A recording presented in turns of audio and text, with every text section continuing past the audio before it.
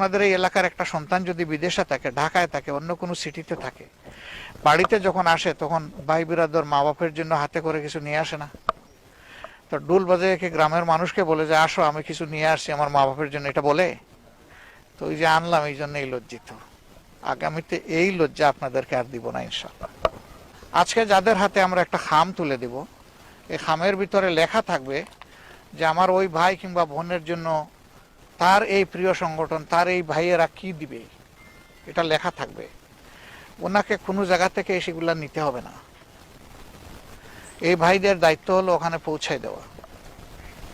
শুধু পৌঁছায় দেওয়া নয়, যদি ঘর মেরামত করতে হয় মেরামত করে দেওয়া, যদি তৈরি করতে হয় তৈরি করে দেওয়া। পুরাটা কাজ কমপ্লিট হওয়ার পরে ওখানে 2 রাকাত নফল নামাজ পড়ে আল্লাহ যে তৌফিক দিয়েছেন এই জন্য শুকরিয়া আদায় করবেন। তারপরে একটা সেজদাতুশ শুকুর আলাদা দেবেন যে আল্লাহ তুমি যদি না চাইতে, তুমি যদি আমাকে তৌফিক না দিতে, আমাদেরকে না দিতে আমরা পারতাম না। এখানে আমাদের কোনো কৃতিত্ব নাই, রব্বুল আলামিন সব তোমার। আলহামদুলিল্লাহ, আলহামদুলিল্লাহ।